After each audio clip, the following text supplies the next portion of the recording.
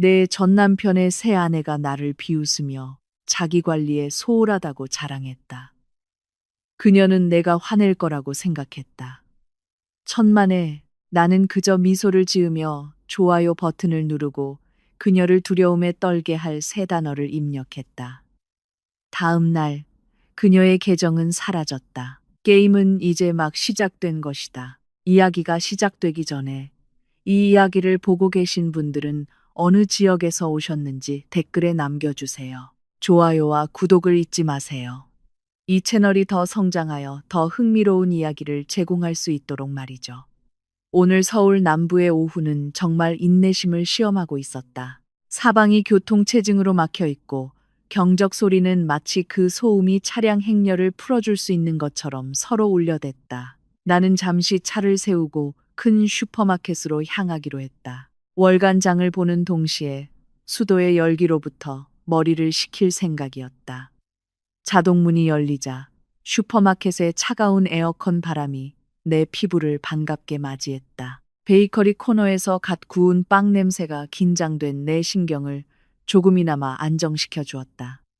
내 이름은 라트나다. 2년 전이었다면 나는 지금처럼 여유롭게 혼자 장을 보지 못했을 것이다. 과거 내 삶은 타인을 섬기는 것이 전부였다.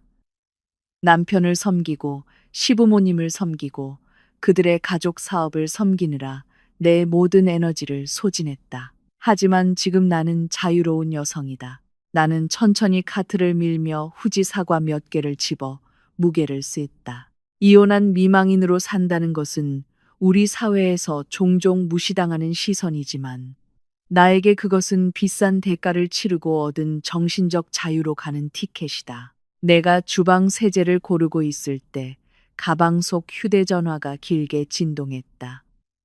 전화가 아니라 업무 시간인데도 불구하고 쉴 새 없이 쏟아지는 수많은 알림이었다. 나는 눈살을 찌푸렸다. 내 그룹 채팅이나 소셜미디어가 이렇게 활발한 적은 드물었다. 나는 다른 사람의 통행을 방해하지 않도록 카트를 옆으로 치우고 휴대전화를 꺼냈다. 화면이 켜지자 인스타그램 알림 목록이 나타났다. 몇몇 옛 친구들이 게시물에 내 이름을 태그했다. 궁금해서 인스타그램 앱을 열었다. 내 눈은 바로 시스카가 15분 전에 올린 인스타그램 스토리에 고정되었다. 계정 주인은 시스카였다. 시스카. 그 이름은 여전히 내 혀에 약간의 쓴맛을 남겼다. 예전만큼 쓰진 않지만 그녀는 내 전남편인 디마스와 결혼한 여자다. 법원의 판결이 떨어진 지 불과 3개월 후였다. 예전에 자동차 전시회에서 디마스를 만났던 전직 담배 판매원이 빠르게 내 당시 흔들리던 결혼 생활에 침투했다. 그녀는 젊고 예쁘고 매끈한 하얀 피부를 가졌으며 자신의 아름다움을 아주 잘 알고 있었다. 나는 켜져 있는 그녀의 프로필 사진 원을 눌렀다. 내 휴대전화 화면을 가득 채우는 사진이 나타났다. 그 사진은 고급스러워 보이는 헬스장에서 찍은 것이었다. 시스카는 몸매를 드러내는 네온 색상에 딱 붙는 운동복을 입고 있었다. 그녀의 얼굴은 풀 메이크업으로 단장되어 있었다. 땀 흘리러 운동하러 가는 것 치고는 다소 과하다고 생각되는 모습이었다. 그녀는 작은 분홍색 덤벨을 들고 큰 거울 앞에서 포즈를 취하고 있었다. 하지만 내 친구들이 나를 태그하며 흥분한 것은 사진 때문이 아니라 그녀가 사진에 붙인 캡션, 즉 글 때문이었다. 미적으로 기울어진 폰트로 그녀는 이렇게 썼다. 드디어 디마주버님이 자신을 가꿀 줄 아는 진정한 여자를 만났네요.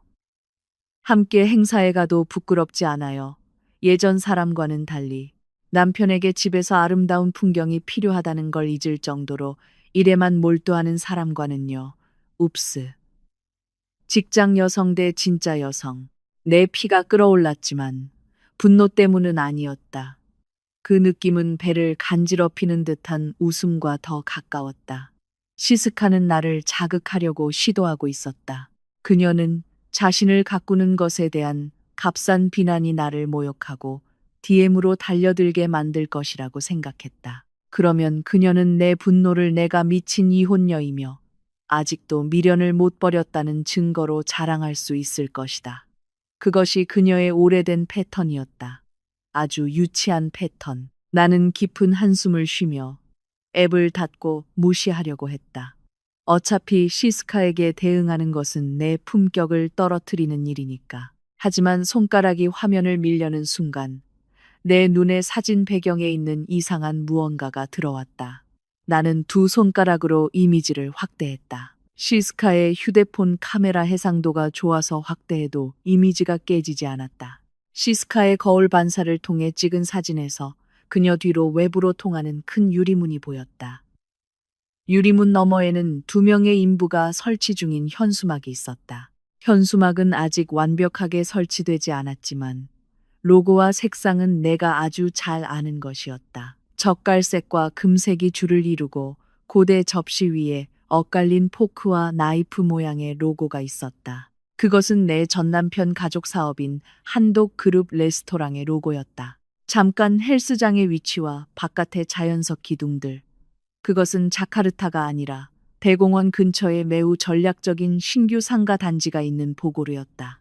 나는 그곳을 잘 알고 있었다. 왜냐하면 2년 전 이혼하기 전에 내가 그곳의 위치를 실사하며 한독그룹의 한독호 전 시아버지께 그곳이 우리가 지점을 열면 황금 광산이 될 것이라는 제안서를 열심히 만들었기 때문이다. 그때 한독호 전 시아버지는 내 아이디어를 완전히 거절했다. 임대료가 너무 비싸, 라트나. 너는 회사 돈을 낭비하는 재주밖에 없어. 그는 그때 모든 직원들 앞에서 소리쳤다. 디마스도 나를 조금도 변호하지 않고 침묵했다. 그리고 지금 시스카의 사진에는 내가 예전에 제안했던 바로 그 위치에 곧 그랜드 오픈이라고 적힌 현수막이 분명하게 보였다. 내 머리가 빠르게 돌아갔다. 만약 그들이 그 프리미엄 C 구역에 지점을 연다면 한독그룹 레스토랑 사업의 가치가 급격히 상승한다는 것을 의미한다. 그리고 그녀의 어리석고 순진한 시스카는 내가 알지 못하도록 의도적으로 숨겼을지도 모르는 회사 기밀을 실수로 누설한 것이다. 나는 비스듬히 미소 지었다. 시스카는 자신의 몸매를 자랑하고 나를 비난하는데 너무 바빠서 사진 배경에 무엇이 있는지 확인하는 것을 잊어버렸다. 그녀는 내가 디마스와의 이혼 협정에서 변호사의 도움을 받아 필사적으로 싸웠던 한 조항을 모르고 있었다. 결혼 생활 10년 동안 그들의 경영 시스템을 바닥부터 구축한 내가 있었기에 이혼 후 3년 이내에 사업이 급격히 확장될 경우 이익 분배에 관한 조항이었다. 시스카. 나는 천천히 중얼거리며 고개를 저었다. 당신은 자신이 누구와 놀고 있는지 정말 모르고 있군요. 나는 인스타그램 앱을 끄지 않았다. 대신 나는 그 게시물의 댓글란을 눌렀다. 심장은 차분하게 뛰었다. 분노는 없었다. 있는 것은 즐거운 기대감뿐이었다. 마치 상대방이 스스로 수비를 열어준 것을 본 체스 선수와 같았다. 나는 침착하게 타이핑했다. 긴 문장이 필요하지 않았다. 욕설도 누가 더 예쁘거나 누가 자기 관리를 더 잘하는지에 대한 자기 방어도 필요하지 않았다. 나는 한독 가족이 가장 두려워하는 단 하나의 것, 돈을 건드리기만 하면 되었다. 내 손가락이 휴대전화 화면 위를 춤추었다. 재무제표 확인하세요. 단 3단어. 짧고 간결하며 치명적이었다. 나는 보내기 버튼을 눌렀다. 내 댓글은 곧바로 시스카의 사진 아래 그녀의 소셜라이트 친구들의 가짜 칭찬 댓글들 사이에 나타났다. 3단어는 마치 하얀 드레스의 검은 얼룩처럼 그곳에서 매우 대조적으로 보였다. 나는 엄청난 만족감을 느끼며 휴대전화를 다시 가방에 넣었다. 그들이 내 댓글을 읽게 두자. 시스카가 그 의미를 궁금해하게 두자. 그리고 디마스가 내 이름의 댓글을 보고 당황하게 두자. 그리고 내 구두쇠의 전 시아버지인 한도코 씨가 그의 사업 확장 비밀이 노출된 것에 대해 식은땀을 흘리게 두자. 나는 계산대로 카트를 다시 밀었다. 들어올 때보다 발걸음이 훨씬 가벼웠다. 이 무더운 오후는 내 눈에는 갑자기 너무나도 밝아졌다. 오늘 밤 나는 기쁘게 이 장을 볼 것이다. 어쩌면 맛있는 스테이크를 만들고 전 남편의 새 아내의 어리석음을 축하하기 위해 시원한 음료 한 병을 열지도 모르겠다. 중간, 가느다란 빗방울이 커피숍 창문을 적시며 떨어지기 시작했다. 내 앞에 있는 잔에서 강한 아라비카 커피 향이 커피숍 문이 열릴 때마다 바람에 실려오는 젖은 흙냄새와 섞여 피어올랐다. 이곳은 내가 도시의 소음과 혼잡함에서 벗어나 조용히 지낼 수 있는 내가 가장 좋아하는 장소였다. 시스카의 인스타그램에 댓글을 단 지 벌써 이 시간이 지났다. 그리고 예상대로 반응은 뻔했다. 나는 따뜻한 라테를 한 모금 마시며 휴대전화를 확인했다. 시스카의 인스타그램 계정에 더 이상 접속할 수 없었다. 프로필은 비어 있었고 사진은 사라졌다. 그녀는 나를 차단했다. 차단만 한 것이 아니라 그녀가 사라지기 전에 한 친구로부터 시스카가 내 댓글이 나타난 지 10분 만에 헬스장 사진을 삭제했다는 보고를 받았다. 당황했지. 나는 얇게 미소 지으며 중얼거렸다. 차단하고 게시물을 삭제한 것은 오히려 확인이었다. 그들이 무언가를 숨기고 있다는 확인이다. 잘못된 것이 없다면 왜 댓글을 두려워하겠는가? 재무제표 확인하세요. 시스카는 틀림없이 디마스에게 바로 달려가 이야기했을 것이다. 그리고 숫자에 대해 얼마나 꼼꼼한지 잘 아는 디마스는 틀림없이 그녀에게 모든 흔적을 지우라고 명령했을 것이다. 하지만 디지털 시대에는 흔적이 완전히 사라지는 법이 없다. 내가 댓글을 달기 전에 이미 스크린샷을 찍어 두었다. 새 지점 현수막을 배경으로 한 시스카의 사진은 내 휴대폰 갤러리에 안전하게 저장되어 있어 나의 무기가 될 준비가 되어 있었다. 나는 커피잔을 내려놓고 휴대전화에서 누군가의 연락처를 찾았다. 내가 검색한 이름은 리사였다. 리사는 디마스의 친동생으로 한독 가족 중 유일하게 제정신과 양심을 가진 사람이었다. 거만하고 오만한 형과 고지식한 아버지와 달리 리사는 단지 여자라는 이유로 집안에서 항상 무시당하는 똑똑한 여자였다. 한독호 씨는 항상 여자는 부엌이나 침실에서 할 일이 있을 뿐 사무실에서 사업을 돌보는 것이 아니라고 말했다. 그런데 리사는 경영학을 최우수 성적으로 졸업했다. 디마스와 이혼한 후에도 나는 리사와 좋은 관계를 유지했다. 우리는 몰래 소식을 주고받곤 했다. 여보세요, 라트나 씨? 리사의 목소리는 전화기 너머로 상쾌하게 들렸다. 놀라움과 기쁨이 섞인 어조였다. 여보세요, 리사. 바빠? 나는 태연하게 물었다. 아니요, 언니. 그냥 회사 뒤편에서 점심시간에 쉬고 있어요. 왜요, 언니? 리사. 내가 너한테 뭔가 물어볼 게 있어. 나는 내 목소리 톤을 조금 더 심각하게 바꾸며 말했다. 아버지랑 팀 아주버님이 보고루에 새 지점을 열었어. 대공원 근처 상가에 전화기 너머로 잠시 정적이 흘렀다. 나는 리사가 깊은 숨을 들이쉬는 소리를 들을 수 있었다. 그 침묵은 나에게 이미 답변이었다. 라트나 씨는 그걸 어떻게 알았어요? 리사의 목소리가 낮아졌다. 거의 속삭이듯이. 아버지가 모든 사람에게 이 일에 대해 말하는 것을 엄격하게 금지했어요. 특히 라트나 씨에게는요. 디마주버님은 심지어 직원들에게 보고르 프로젝트에 대해 특별 기밀 유지 계약서에 서명하라고까지 했어요. 나는 작게 웃었다. 내 형수님 말이야, 리사. 그녀가 헬스장에서 프로젝트 현장 사진을 자랑하다가 걸렸어. 한동 레스토랑 현수막이 그녀 뒤에 선명하게 보였어. 아이고, 시스카 저 여자. 리사는 짜증 섞인 목소리였다. 내가 그 여자한테 현장 사진을 SNS에 올리지 말라고 했는데. 딤 아주버님이 알면 정말 화낼 텐데. 그는 이미 알고 있어, 리사. 나는 그녀의 사진에 댓글을 달았고 지금 시스카는 나를 차단했어. 내가 설명했다. 그래서 그게 진짜야, 리사. 새 지점이라고? 네, 언니. 진짜예요. 3개월째 리모델링 중이에요. 다음 주에 소프트 오픈 예정이에요. 가치 평가가 엄청나요, 언니.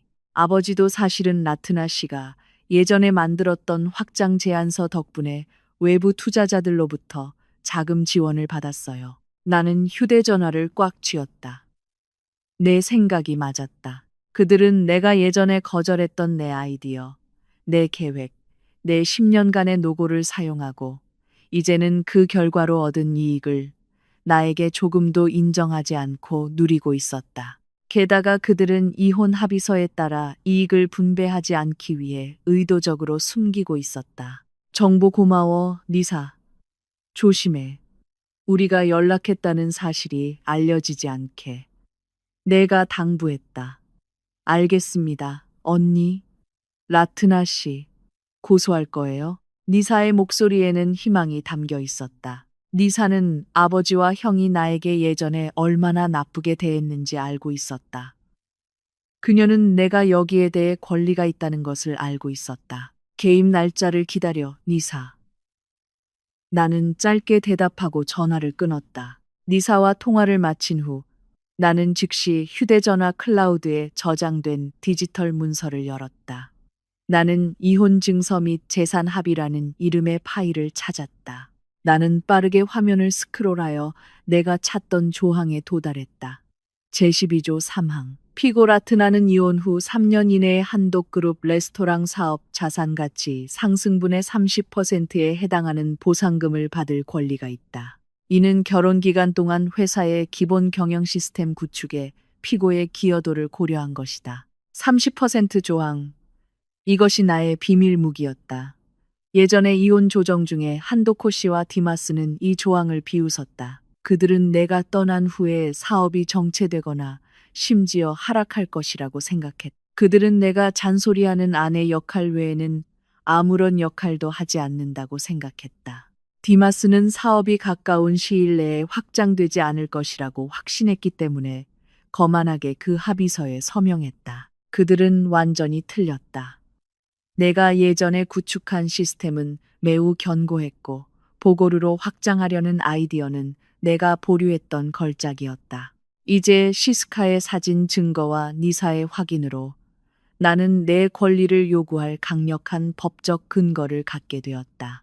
보고르 지점 투자 가치와 회사 가치 상승은 수십억 루피아에 달할 것이 틀림없다. 그 금액의 30%는 적은 금액이 아니다. 그것은 그 배은망덕한 가족을 10년 동안 섬긴 나의 땀과 눈물이었다.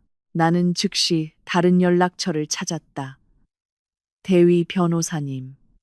그녀는 법정에서 차갑고 무자비한 것으로 유명한 나의 변호사였다. 여보세요, 대위 변호사님. 좋은 오후입니다. 나는 전화가 연결되자마자 인사했다. 좋은 오후예요, 라트나 씨. 무슨 소식 있나요? 그녀의 특징적인 단호한 목소리가 들렸다. 예전에 이혼할 때 전 남편이 비웃었던 그 이혼 증서의 30% 조항. 기억나세요? 물론 기억하죠. 무슨 진전이라도 있나요? 그들이 방금 보고르에 큰 지점을 열었어요, 변호사님. 제가 예전에 만든 청사진이고 그들이 그랜드 오픈 때까지 공식적으로 공개하지 않으려고 숨겼어요. 하지만 전 남편의 새아내가 방금 인스타그램을 통해 그것을 누설했어요. 반대편에서 나는 대위 변호사가 활짝 웃고 있는 모습을 상상할 수 있었다. 사냥할 준비가 된 포식자의 미소. 어리석기는 대위 변호사의 짧은 논평이었다. 그럼 변호사님의 지시는 무엇인가요? 소장 보내지 말고 그냥 소장이 아니라 법정 감사를 신청하자고. 나는 의심스러워. 그들은 확장을 숨기는 것 외에도 자산 가치를 낮추기 위해 재무보고서를 조작했을 가능성이 있어. 독립적인 감사관이 그곳에 들어가야 해. 감사는 공격적인 조치예요, 라트나 씨. 그들은 완전히 공격받고 있다고 느낄 거예요. 그들이 이 전쟁을 시작했어요. 대위 변호사님, 그들은 내 아이디어를 훔치고 나를 버렸고 이제 새 아내가 소셜미디어에서 나를 모욕하고 있어요. 나는 내 권리를 되찾고 싶을 뿐이에요. 알겠습니다. 스크린샷 증거를 준비하세요. 제가 서류를 준비할게요. 내일 아침 감사 통보서가 한도코 씨의 책상에 도착할 겁니다.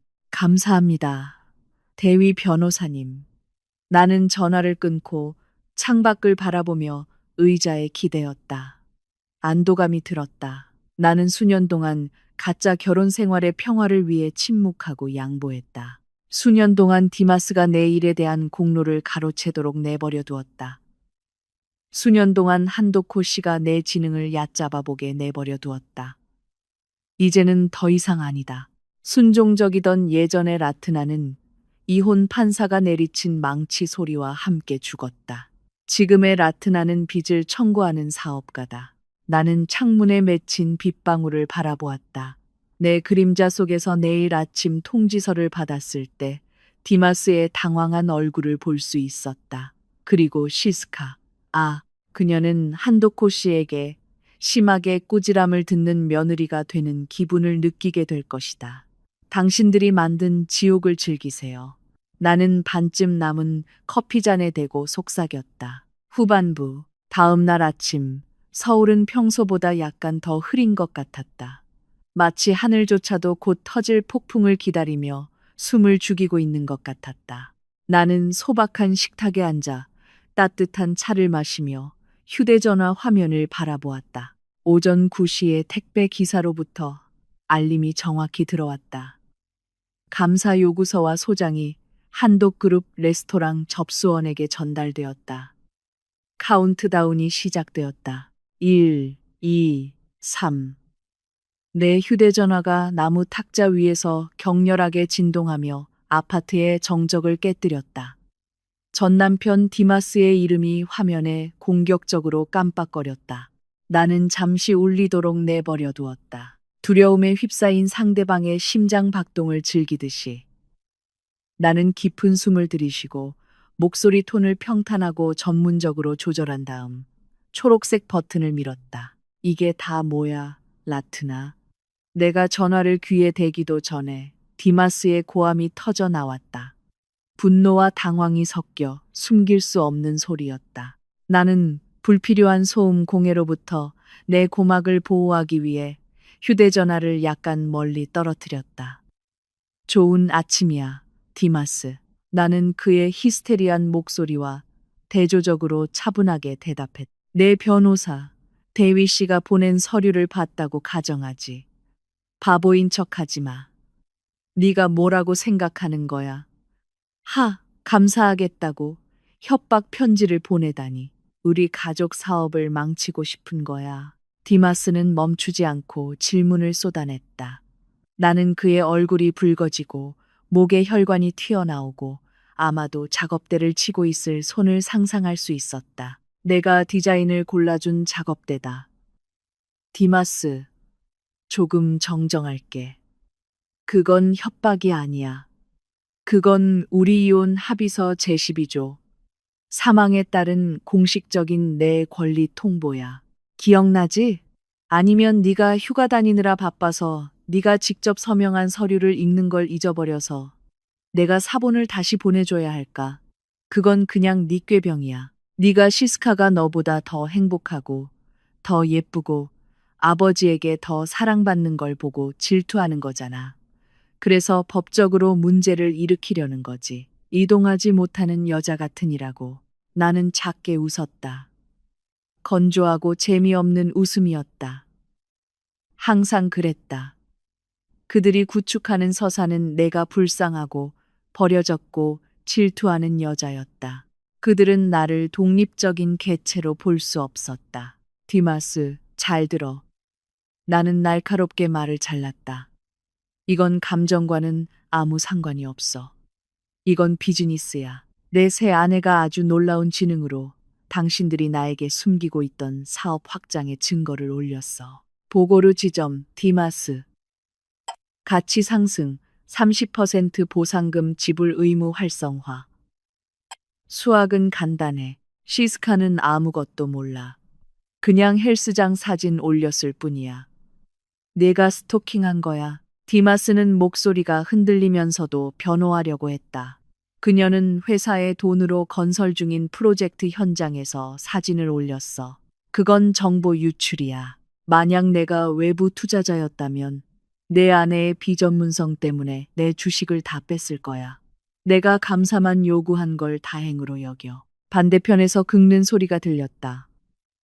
디마스가 이리저리 걸어 다니고 있는 것 같았다. 아버지가 가만히 계시지 않을 거야.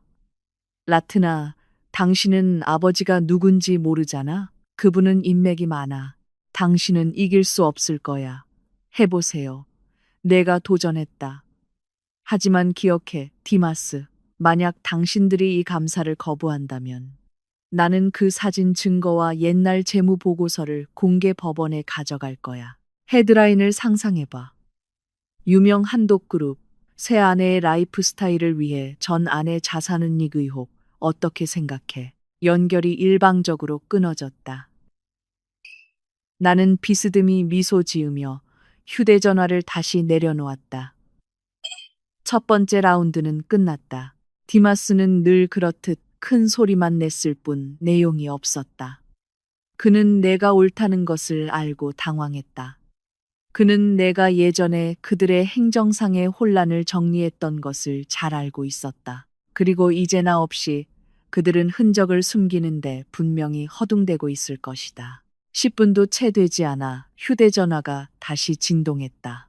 이번에 뜬 이름은 과거의 나쁜 기억을 떠올리게 하여 내 배를 약간 쓰리게 했다. 한도코 씨, 나는 즉시 받지 않았다. 전화가 거의 끊길 때까지 울리도록 내버려 두었다. 그런 다음 나는 받았다. 간단한 심리 전술. 그들이 기다리게 두자. 내 위치가 더 높다는 것을 느끼게 두자. 여보세요. 좋은 아침입니다. 한도코 씨. 나는 예전에 며느리였을 때 의무적으로 불렀던 아버지나 아버님 대신 불렀다. 라트나, 아가. 한도코 씨의 목소리는 부드럽고 위엄 있었으며 인위적으로 친절했다. 이것이 어제 전화에서 그가 사용했던 친절한 어조보다 훨씬 위험했다.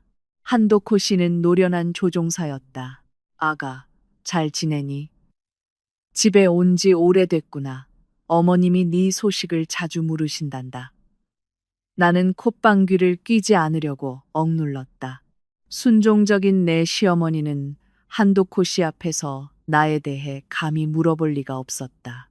그리고 한도코 씨는 그가 내게 레스토랑 세금 문제를 해결해 줄 사람이 필요할 때가 아니면 내 소식에 신경 쓴 적이 없었다. 저는 잘 지냅니다, 아버님. 용건만 간단히 하시죠. 아버님께서 전화하신 것은 안부를 묻기 위함이 아니지 않습니까? 우리 모두 바쁜 사람들이니까요. 한도코 씨는 갈리는 사포종이처럼 들리는 경쾌한 웃음을 터뜨렸다. 너는 라트나 예전처럼 여전히 뻣뻣하고 핵심을 찌르는구나. 아버지가 감탄하지만 때로는 귀찮기도 한 성격이지. 그의 목소리는 조금 더 심각해졌다. 아가, 대위 씨의 편지 봤니? 꼭 이렇게까지 해야겠니? 우리는 한때 가족이었잖니. 돈 문제는 저녁 식사 자리에서 다 같이 모여서 이야기할 수 있잖아. 변호사도 필요 없고 감사도 필요 없고 외부 사람들이 우리 가족 관계를 보면 부끄러울 거야. 죄송합니다, 아버님. 제가 이혼하고 몸만 이끌고 집에서 쫓겨났을 때 아버님은 가족 관계에 대해 이야기하지 않으셨습니다. 제가 10년간 일해서 번 보너스를 받지 못했을 때 아버님은 그것이 아내의 헌신이라고 말씀하셨습니다. 이제 제가 법적 권리를 요구하니 아버님은 가족이 생각나시는군요. 라트나는 과거란다. 한도코 씨가 달랬다. 디마스가 잘못했지. 아버지가 인정한다. 하지만 보고르 지점 문제는 아직 이익이 나지 않았어. 라트나, 우리는 그 건물을 짓느라 큰 손해를 봤단다. 지금 30%를 요구하면 우리는 파산할 수도 있어. 내 전남편과 내 아버지가 파산하는 걸 보고 싶니? 이것이 한도코 씨가 항상 사용하는 전형적인 피해자 코스프레였다. 아버님, 조항은 현재 운영 이익이나 손실에 관한 것이 아닙니다. 그 조항은 자산 가치 상승에 관한 것입니다. 새 건물, 프리미엄 위치의 토지, 시스카의 사진 배경에서 본 국제표준 주방 장비. 이 모든 것이 자산입니다.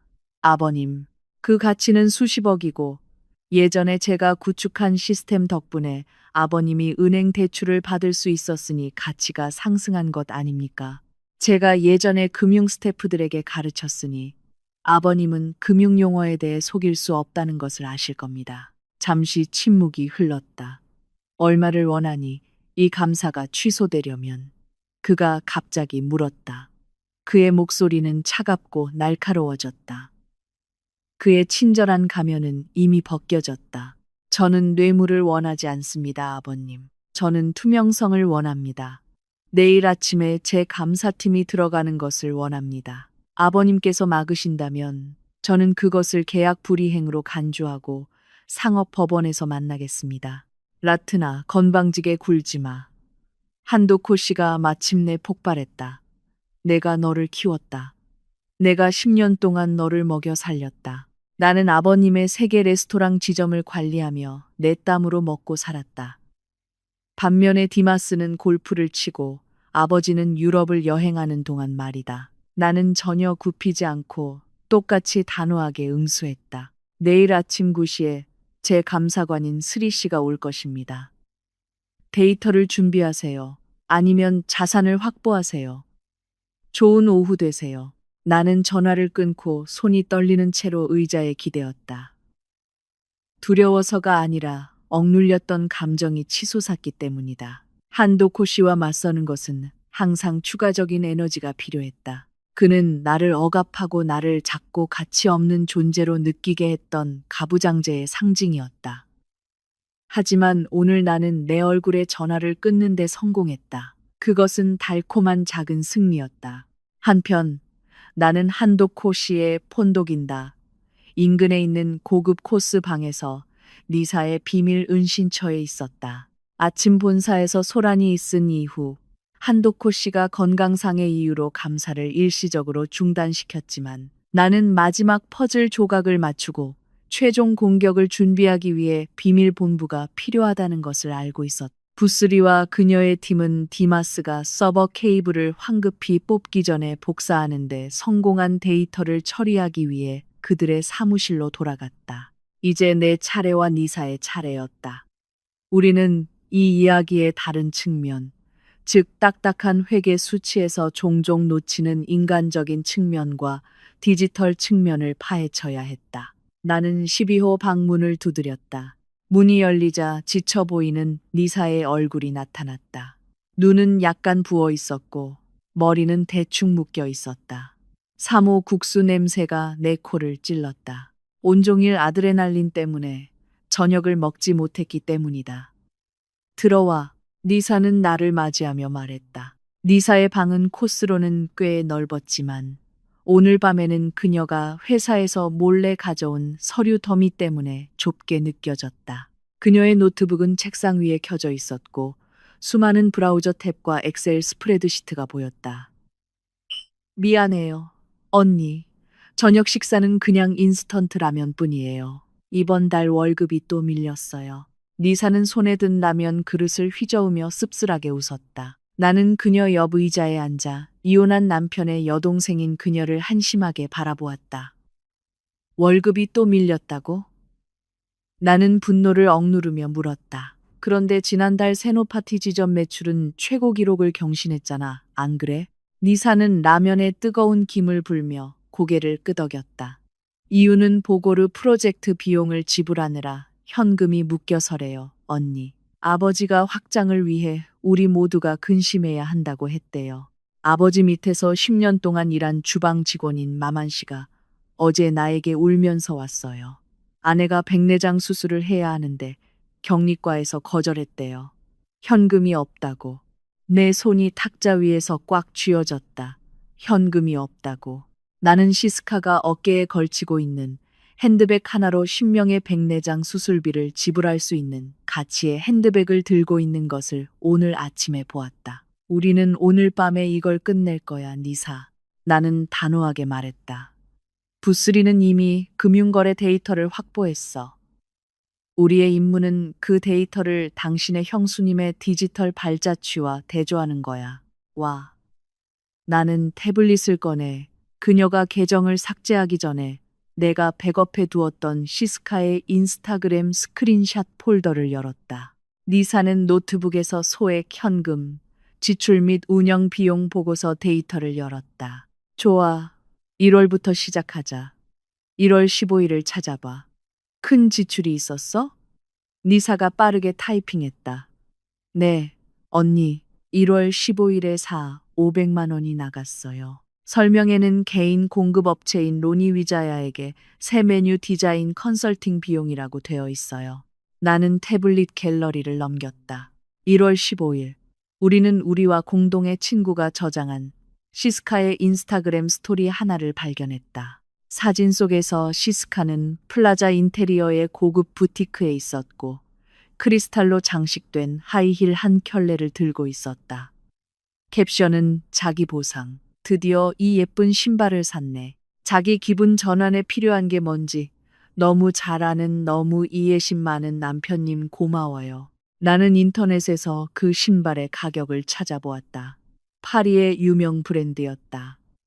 가격은 450만 원이었다. 니사 로니 위자야가 누군지 확인해봐. 내가 말했다. 니사는 빠르게 직원 및 관계자, 데이터베이스를 검색했지만 아무것도 찾지 못했다. 그러자 그녀는 페이스북에서 검색을 시도했다. 로니 위자야를 찾았다. 니사는 눈을 가늘게 뜨더니 깜짝 놀랐다. 언니. 이 사람은 수카부미에 사는 시스카의 사촌인데 디 마주버님 결혼식 때 주차장에서 취했던 사람이에요. 나는 당황해서 중얼거렸다. 그러니까 메뉴 디자인 컨설팅 비용은 사실 신발 구입 비용이었고 추적을 피하기 위해 시스카의 사촌 계좌로 이체된 거네. 그런 다음 사촌이 시스카에게 다시 이체하거나 지불한 거지. 우리는 계속 파헤쳤다. 패턴은 항상 같았고 매우 깔끔했다. 아니, 그들은 그렇게 생각했을 것이다. 2월 2일, 판매 시점 정보 관리, 소프트웨어 업그레이드 비용으로 700만 원 지출.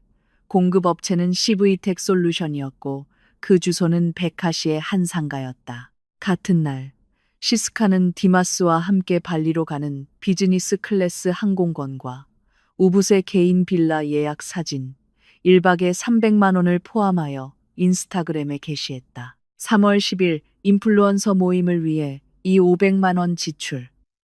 활동 보고서도 행사 사진도 없었다. 하지만 그날 시스카는 시스카의 어머니 생일 파티 사진을 고급 케이터링과 수입꽃 장식과 함께 고급 레스토랑에서 올렸다. 이건 미쳤어, 언니. 니사는 고개를 저었다. 그녀는 라면 먹는 것을 멈췄다. 라면은 차갑고 불어 있었지만 이미 식욕을 잃었다. 그들은 확장 때문에 근심하는 것뿐만 아니라 회사를 라이프 스타일을 위해 약탈하고 있어. 그보다 더 심해, 니사. 나는 노트북 화면을 가리켰다. 원자재 비용이 40%나 올랐어. 판매량은 안정적이었는데도 말이야. 마만 씨가 불평했다고 했지? 네. 마만 씨가 요즘 들어오는 고기 품질이 너무 나쁘다고 했어요.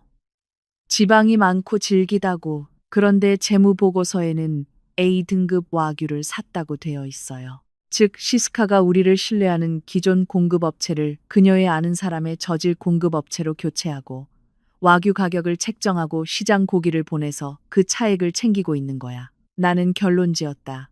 이것은 F&B, 식음료 사업에서 가장 더러운 관행이야. 빠른 돈을 위해 음식의 품질, 레스토랑의 영혼을 위험에 빠뜨리는 거지. 니사는 고개를 숙이고 눈물을 흘렸다. 아버지는 이 정도로 자세히는 모르실 거예요, 언니. 아버지는 고지식하고 엄격하시지만 이 레스토랑을 정말 사랑하세요. 할아버지의 유산이잖아요. 아버지가 식당에 나쁜 고기가 들어가는 걸 보면 아버지는 자존심 때문에 눈이 멀어버린 거야, 니사. 그는 자신을 위해 열심히 일하는 여성이 아닌 젊고 예쁜 며느리가 자신을 따르는 것을 보는 것에 너무 기뻐서 경영이 엉망인 현실을 외면했어. 내가 말했다. 한도코 씨에 대한 약간의 동정심이 있었지만 아주 조금이었다. 그럼 우리는 어떻게 해야 해요? 언니. 리사가 눈물을 닦으며 물었다. 우리는 부인할 수 없는 물리적 증거가 필요해. 은행 송금과 SNS 스크린샷은 강력하지만 디마스는 우연이라고 변명할 거야. 우리는 내부 증인이 필요해. 마만 씨한테 전화해서 내일 시스카가 주방에 와서 아는 척 점검할 때 몰래 녹음해 달라고 해. 리사는 그 늙은 직원을 곤경에 빠뜨릴까봐 잠시 망설였다. 마만 씨에게 위험하지 않을까요? 마만 씨는 20년 동안 일했어. 리사. 그는 디마스보다 할아버지의 소고기 레시피에 더 충성스러워. 그리고 우리가 성공하면 그는 합당한 보너스를 받게 될 거야. 나를 믿어. 리사는 단호하게 고개를 끄덕였다. 그녀는 휴대전화를 들고 마만 씨에게 전화를 걸었다. 그들의 대화는 짧고 감정적이었다. 전화기 너머로 나는 마만 씨의 떨리는 목소리를 들을 수 있었다. 그는 리사의 모든 요청에 동의했다. 알고 보니 하급 직원들의 불만은 마치 집단 속의 불씨와 같았다. 불을 지필 바람만 기다리고 있었다. 마만 씨로부터 사진을 기다리는 동안 나는 시스카의 다른 디지털 흔적을 다시 추적했다. 나는 잠긴 그녀의 세컨드 인스타그램 계정을 발견했다. 하지만 약간의 속임수, 비밀번호 찾기를 통해 디마스의 오래된 휴대전화 번호를 사용하여 시스카가 복구 이메일로 사용한 것을 알게 되었다. 너무 부주의했다. 나는 그 내용을 볼 수 있었다. 내용은 더 충격적이었다. 그것은 명품 중고 물품을 판매하는 계정이었다. 리사, 이것 좀 봐. 내가 불렀다. 리사가 다가왔다. 화면에는 새 것 같음이라는 설명과 함께 새 상품 포장 없음. 급히 현금이 필요해서 판매라는 문구가 붙은 핸드백, 신발, 시계 사진이 가득했다. 그녀는 회사 돈으로 물건을 샀다. 메인 계정에 자랑할 사진을 한 번 찍고 두 번째 계정에서 다시 팔아 현금을 챙긴 것이다. 리사는 믿을 수 없다는 듯 입을 막았다. 이건 이사, 돈 세탁이야. 셀럽 버전이지. 내가 설명했다. 회사 돈이 벤더 비용으로 공식적으로 나가고 물건을 팔아 현금으로 만든다. 그녀의 계좌에는 깨끗하게 들어가고 세금도 없고 디마스의 은행 계좌에서도 추적되지 않아. 리사에게 메시지가 도착했다.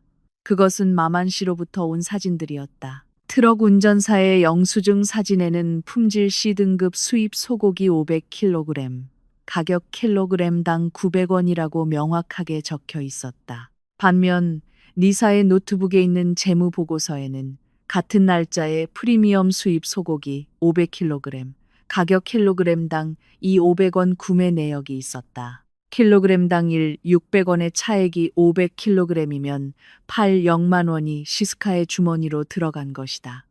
이건 미쳤어, 언니. 리사가 말했다. 그럴 줄 알았어. 렌당 맛이 변한 게. 오래된 고객들은 구글 리뷰에서 불평했지만 댓글은 항상 SNS 관리자가 삭제했다.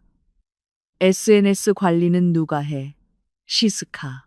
그녀는 3개월 전에 외부 에이전시로부터 인수인계 받았어. 비용을 절약한다고 했지. 모든 것이 연결되어 있어. 시스카는 상류층부터 하류층까지 장악하고 있어. 그녀는 물품 조달을, 그녀는 대중적 이미지를, 그리고 그녀는 디마스에 대한 통제권을 갖고 있어. 완벽한 쿠데타야. 충분해, 리사. 우리의 증거는 그녀를 감옥에 보낼 만큼 충분해. 나는 노트북을 닫으며 말했다. 벽시계는 새벽 이시를 가리켰다. 밖의 비는 그쳤고 뼛속까지 스며드는 차가운 공기만 남았다.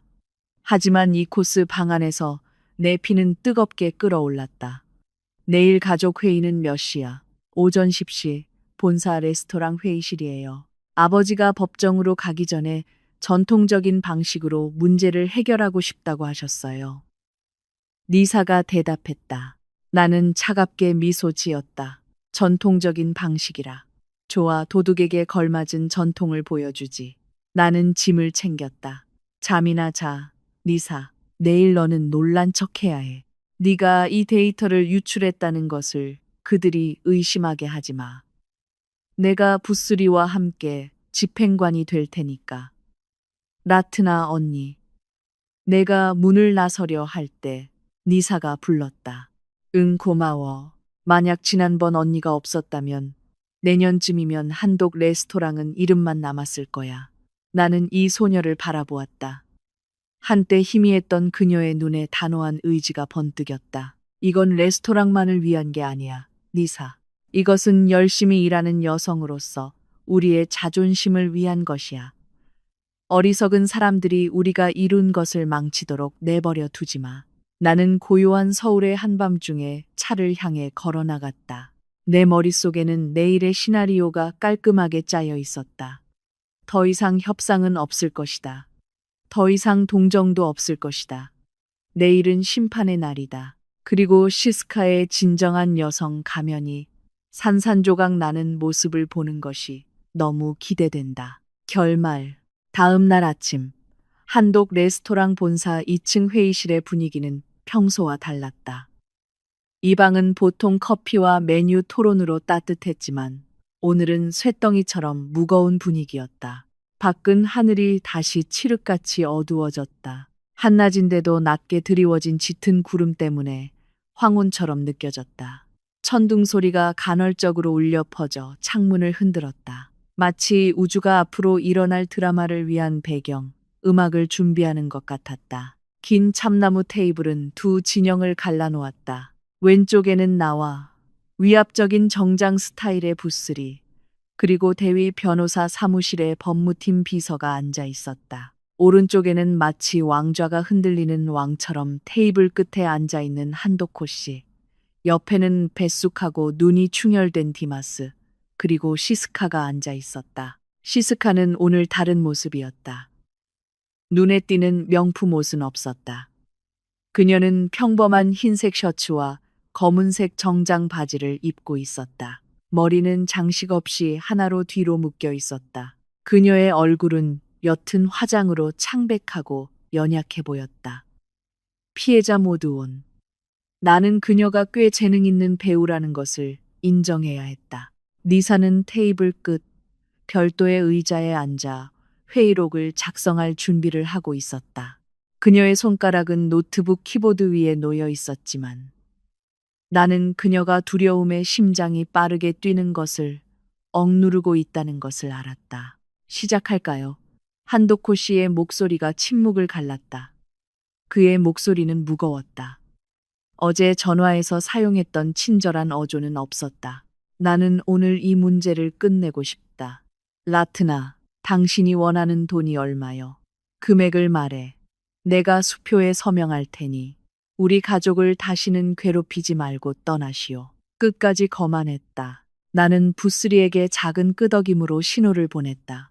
부스리가 일어나 프로젝터에 HDMI 케이블을 연결했다. 죄송합니다. 한도코 씨. 내가 차분하게 대답했다. 이건 더 이상 제가 원하는 금액에 관한 것이 아닙니다. 이건 당신 가족 사업의 남은 부분을 구하는 것에 관한 것입니다. 제 보상 금액을 논의하기 전에 당신 가족의 실제 재정 상태를 봅시다. 프로젝터 화면이 켜졌다. 붉은색 막대 그래프가 나타났다. 제목은 비정상적인 자금 흐름에 대한 사법 감사 분석. Q1, Q2, 부스리가 크고 명확한 목소리로 발표를 시작했다. 저희가 24시간 감사 결과 벤더 가격 부풀리기, 허위 송장, 원자재 재고 조작을 통해 체계적인 자금 횡령의 징후를 발견했습니다. 거짓말. 시스카가 갑자기 소리쳤고 눈물이 왈칵 쏟아졌다.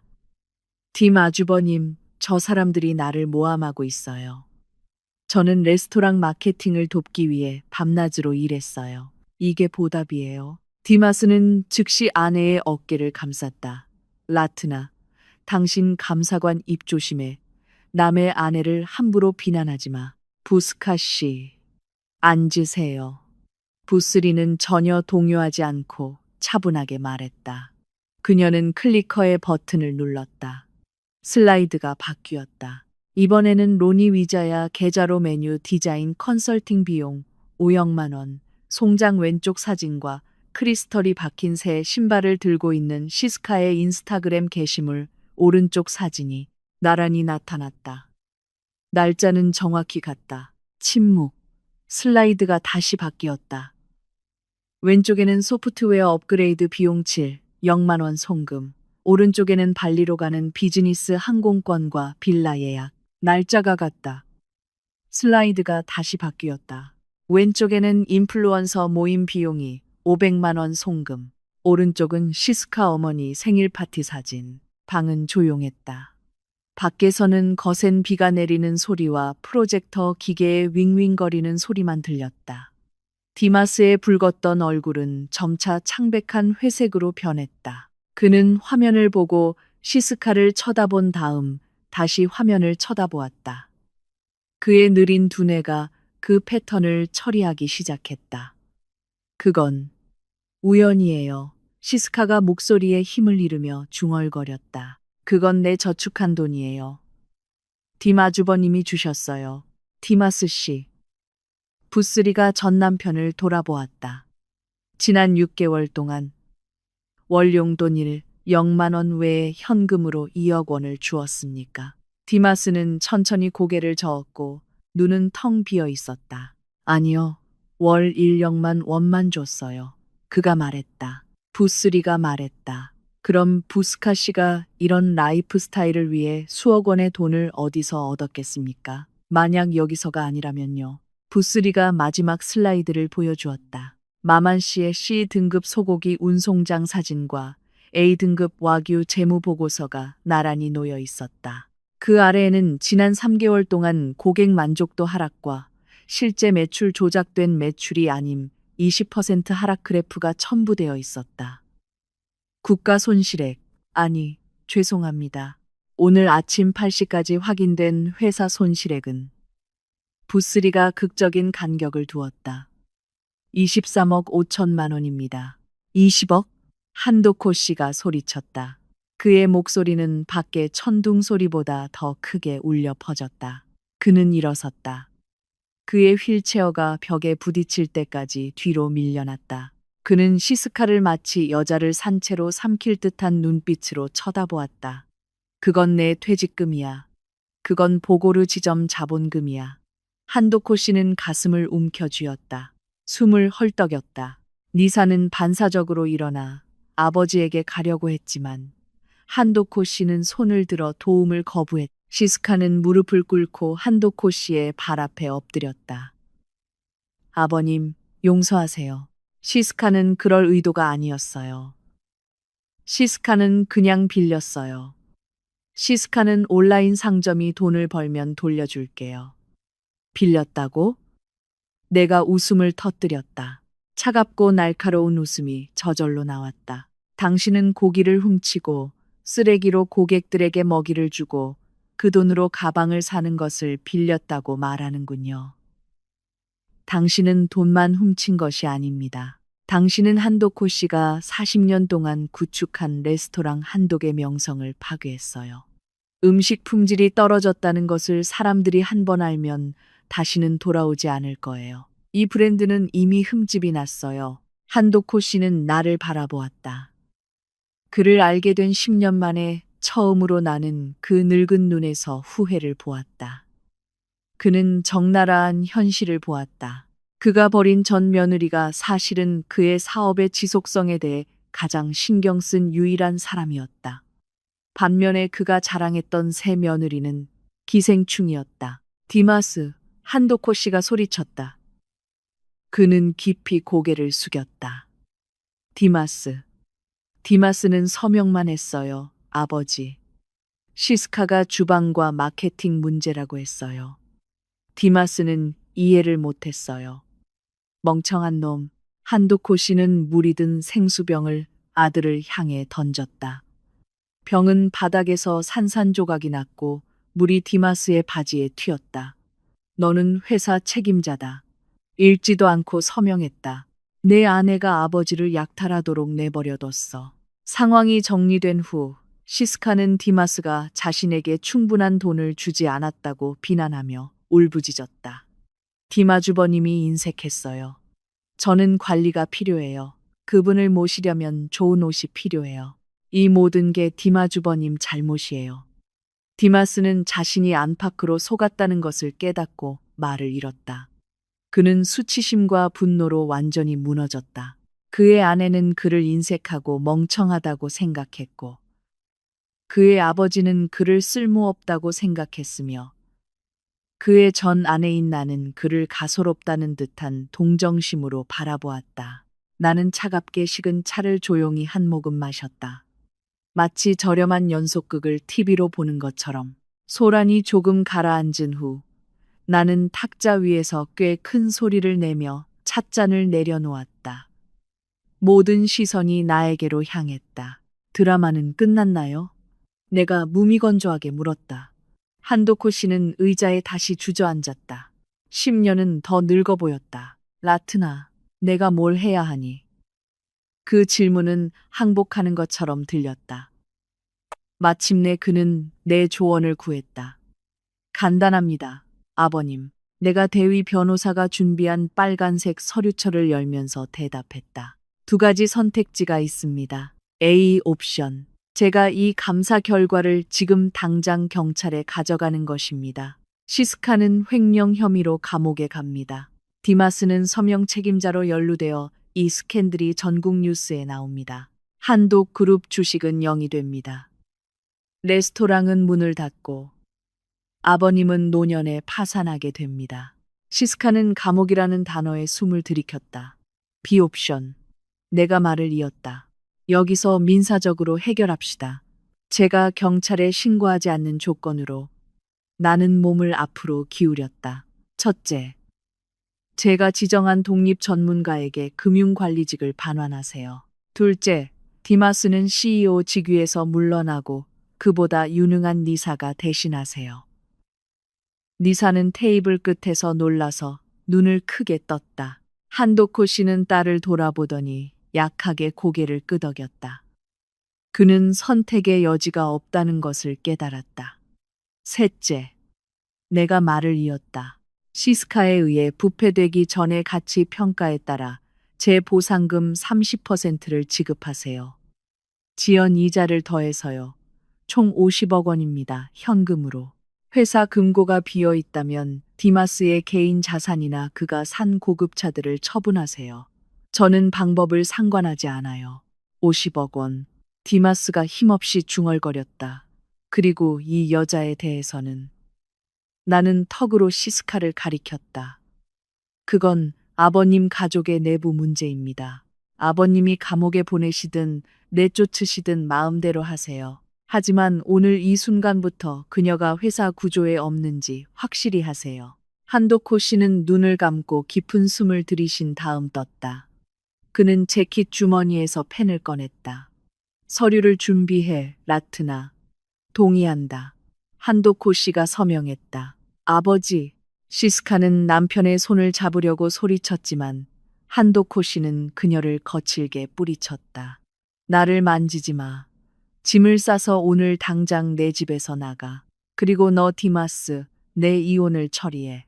안 그러면 내가 너를 가족 명단에서 지울 거야. 디마스는 시스카를 경멸하는 눈빛으로 쳐다보았다. 그의 맹목적인 사랑은 수치심과 배신감으로 사라졌다. 나는 한도코 씨에게 평화협정 및 재산 분할 합의 문서를 내밀었다. 한도코 씨는 손을 떨면서도 단호하게 서명했다. 그런 다음 눈물을 흘리며 디마스도 서명했다. 내가 부스리와 함께 회의실을 나설 때 밖의 비는 그쳤다. 구름 뒤에서 해가 다시 비치기 시작했다. 공기가 상쾌했다. 복도에서 시스카와 마주쳤다. 그녀는 보안 요원들에게 끌려 나가고 있었다. 화장은 번지고 눈은 부어 있었다. 그녀는 나를 보자 몸부림치는 것을 멈췄다. 만족해, 언니? 그녀가 갈라진 목소리로 소리쳤다. 나는 멈춰서서 그녀를 머리부터 발끝까지 쳐다보았다. 시스카, 시스카. 나는 미소를 지으며 천천히 말했다. 다음에 자랑하고 싶을 때 자신을 가꿀 줄 아는 진정한 여자는 그 관리가 자기 돈으로 하는 것인지 확인해야 해. 시어머니 돈이 아니라. 그리고 한 가지 더. 고마워. 만약 내 자랑 게시물이 없었다면 아마도 이 50억 원을 받으려면 1년 더 기다려야 했을 거야. 나는 시스카를 남겨두고 윙윙거리며 후회하는 그녀를 뒤로하고 콧노래를 부르며 걸어갔다. 내 인스타그램의 세 단어는 그들의 왕국을 무너뜨린 진정한 주문이었다. 재무제표 확인하세요. 그들은 확인했고 결과는 나에게 완벽한 승리였다. 회의실의 분위기는 여전히 뜨거웠다. 비록 시스카가 보안 요원들에게 끌려나갔지만 그녀의 고함과 욕설의 메아리가 여전히 귓가에 맴돌며 불편한 흔적을 남겼다. 하지만 나에게는 시스카가 문을 닫는 소리가 오늘 내가 들은 가장 아름다운 소리였다. 그것은 승리의 소리였다. 이제 방에 남은 것은 핵심 플레이어들 뿐이었다. 나는 여전히 무표정한 부스리. 마치 가스가 다 빠진 풍선처럼 보이는 한도코 씨.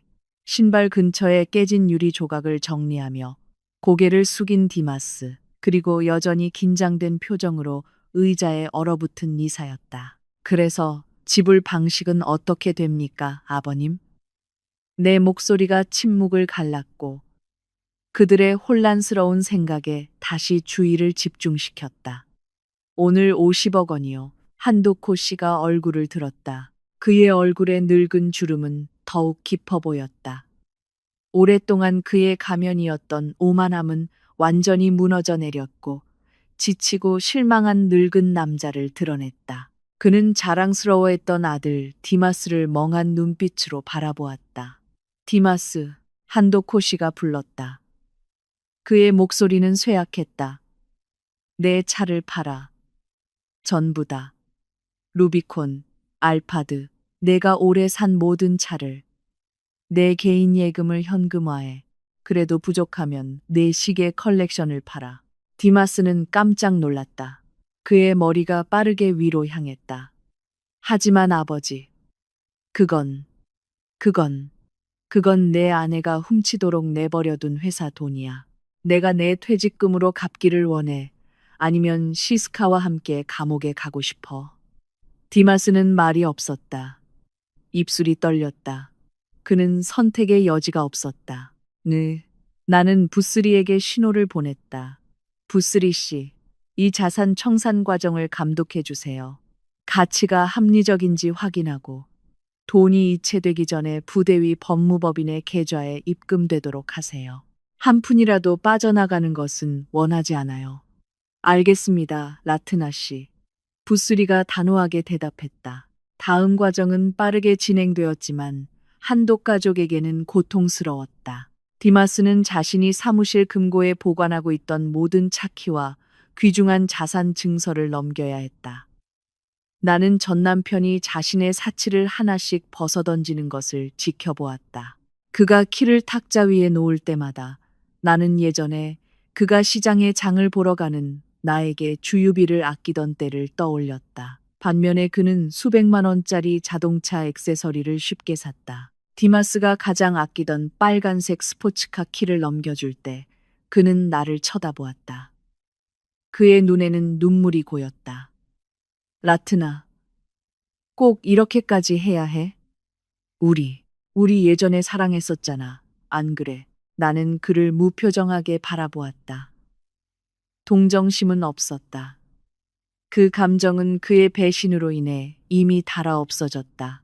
사랑은 동사가 아니야, 디마스. 명사가 아니라고. 내가 차갑게 대답했다. 네가 그 속이기 좋아하는 판매원을 선택했을 때 너는 사랑하는 것을 멈췄어.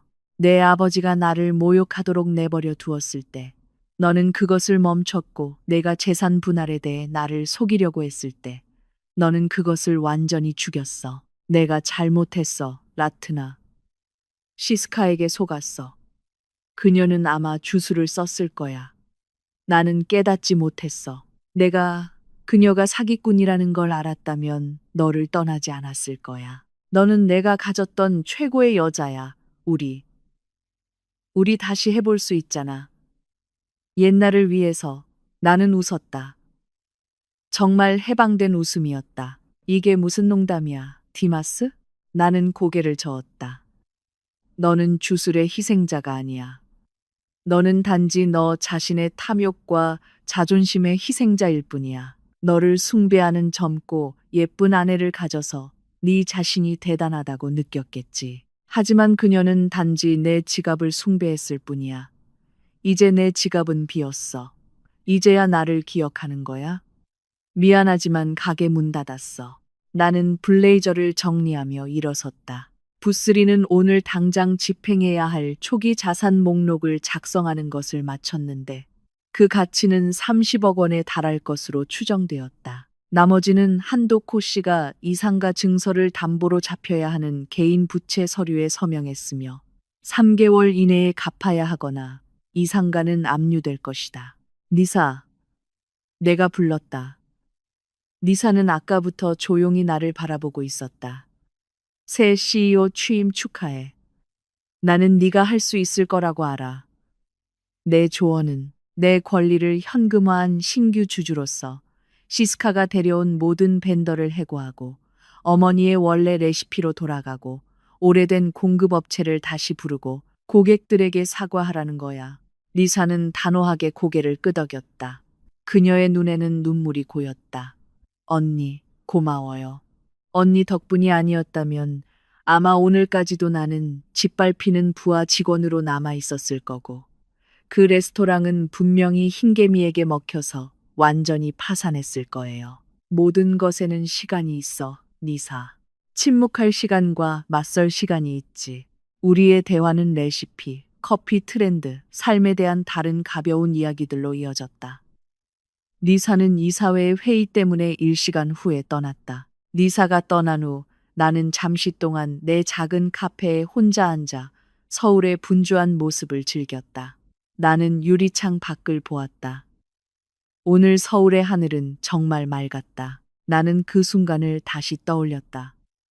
슈퍼마켓에서 시스카의 게시물을 봤을 때, 그때 나는 무시하고 쓴맛의 그림자 속에서 계속 살거나 아니면 용감한 한 걸음을 내디뎌 정의를 요구하는 선택을 할 수 있었다. 나는 폭력이나 욕설이 아니라 지성과 사실로 맞서기로 선택했다.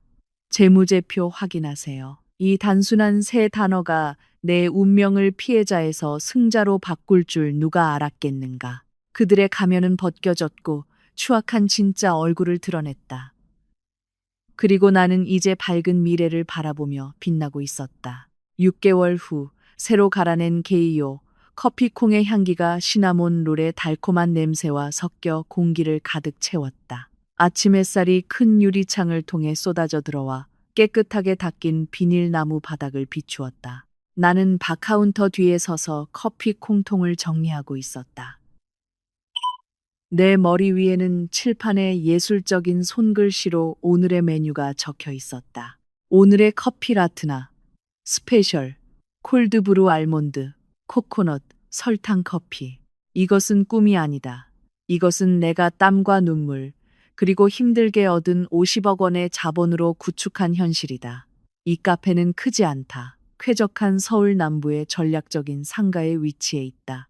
디자인은 미니멀하고 따뜻하며 아늑하다. 한독 레스토랑처럼 억지로 꾸민 화려함은 없다. 이곳은 편안함과 품질에 관한 모든 것이다. 라트나 씨, 4번 테이블 주문 준비됐어요. 체크 셔츠를 입은 내 유능한 젊은 바리스타 앤디가 소리쳤다. 네, 제가 가져다 드릴게요. 나는 쟁반을 들며 대답했다. 나는 꾸며낼 필요 없는 진심 어린 미소로 손님들을 대했다. 예전 시어머니 레스토랑에서는 업무상 미소를 지었지만 이제 나는 행복해서 미소를 짓는다. 이 사업은 내 것이다. 내 규칙, 내 이익. 내가 계산대로 돌아왔을 때 문에 달린 종이 울렸다. 깔끔한 블레이저를 입은 젊은 여성이 들어왔다. 그녀의 얼굴은 내가 마지막으로 보았을 때보다 더 신선하고 자신감 있어 보였다. 좋은 아침이에요, 사장님. 그녀는 쾌활하게 인사했다. 니사, 나는 기뻐서 소리쳤다. 나는 즉시 바 뒤에서 나와 전 시누이를 껴안았다. 와, 정말 더 빛나네, CEO님. 니사는 큰 소리로 웃었다. 예전에 엄격했던 멘토 덕분이죠. 언니, 잘 지내셨어요? 나는 주위가 북적이기 시작하는 카페를 가리키며 대답했다. 놀라울 정도로 잘 지내고 있지. 우리는 내가 가장 좋아하는 구석 테이블에 앉았다. 니사는 커피를 맛있게 마셨다. 레스토랑은 어때? 내가 물었다. 감사합니다, 언니. 조금씩 회복하고 있어요. 니사가 대답했다. 그녀의 눈은 빛났다. 시스카 밴더들을 해고하고 마만 씨를 다시 불렀더니 맛의 품질이 돌아왔어요. 예전 고객들이 다시 오기 시작했어요. 비록 아버님의 빚을 갚고 정리된 직원들의 퇴직금을 지불하기 위해 2개 지점 상가를 팔아야 했지만요. 하지만 지금은 재정이 건강하고 깨끗해요. 더 이상 쥐새끼는 없어요. 나는 안도하며 고개를 끄덕였다. 니사는 이 성공을 누릴 자격이 있었다. 그럼 그 사람들은 어때?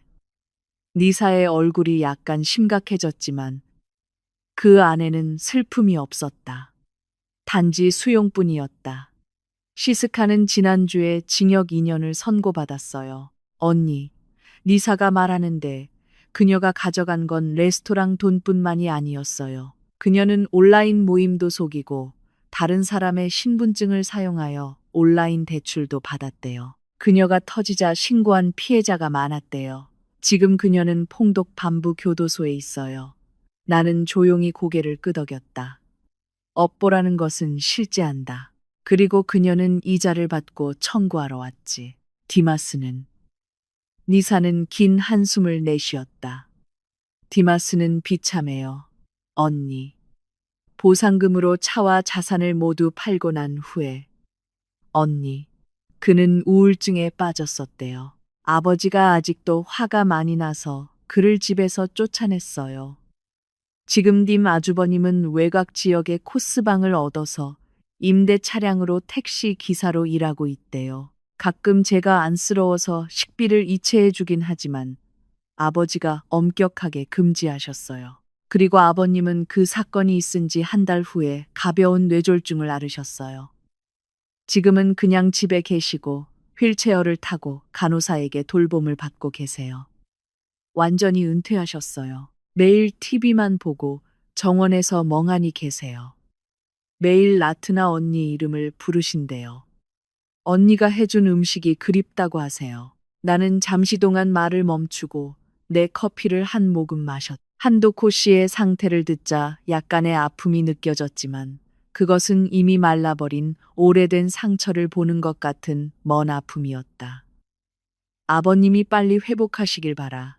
니사. 나는 단호하지만 부드럽게 대답했다. 하지만 그곳으로 돌아가서 그분을 위해 요리하는 것은 미안하지만 더 이상 내 일이 아니야. 저도 잘 알아요, 언니. 저도 강요하지 않을 거예요. 니사는 이해한다는 듯 미소 지었다. 그냥 감사하다고 말하고 싶었어요. 만약 언니가 그날 인스타그램에 댓글을 달지 않았다면 아마 지금까지도 저는 짓밟히는 하급 직원으로 남아 있었을 거고 그 레스토랑은 흰개미에게 완전히 먹혀서 망했을 거예요. 모든 것에는 시간이 있어, 니사. 침묵할 시간과 맞설 시간이 있지. 내가 말했다. 우리의 대화는 레시피, 커피 트렌드, 삶에 대한 다른 가벼운 이야기들로 이어졌다. 니사는 일시간 후에 이사회가 있어서 떠났다. 니사가 떠난 후 나는 잠시 동안 내 작은 카페에 혼자 앉아 서울의 분주한 모습을 즐겼다. 나는 유리창 밖을 보았다. 오늘 서울의 하늘은 정말 맑았다. 나는 그 순간을 다시 떠올렸다. 슈퍼마켓에서 시스카의 게시물을 봤을 때, 그때 나는 무시하고 쓴맛의 그림자 속에서 계속 살거나 아니면 용감한 한 걸음을 내디뎌 정의를 요구하는 선택을 할 수 있었다. 나는 폭력이나 욕설이 아니라 지성과 사실로 맞서기로 선택했다. 재무제표 확인하세요. 이 단순한 세 단어가 그들의 오만함을 무너뜨리고 탐욕을 감옥에 보내고 내 삶을 완전히 자유롭게 만들 줄 누가 알았겠는가. 그들의 가면은 벗겨졌고 추악한 진짜 얼굴을 드러냈다. 그리고 나는 이제 밝은 미래를 바라보며 빛나고 있었다. 새로운 손님이 들어왔다. 아이들 학교에 데려다 주고 온 듯 지쳐 보이는 젊은 주부였다. 그녀는 메뉴를 보며 혼란스러워했다. 좋은 아침이에요, 아주머니. 뭔가 상쾌하거나 진정되는 게 필요하세요.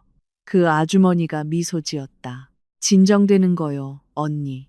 남편 생각에 머리가 아파요.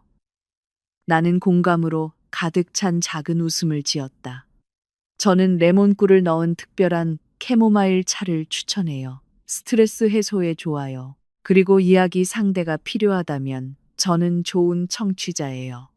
그 아주머니는 나를 쳐다보았고 눈이 빛났다. 고마워요, 언니. 나는 다시 일하러 갔다. 삶은 계속된다. 과거는 교훈이지만 현재는 선물이다.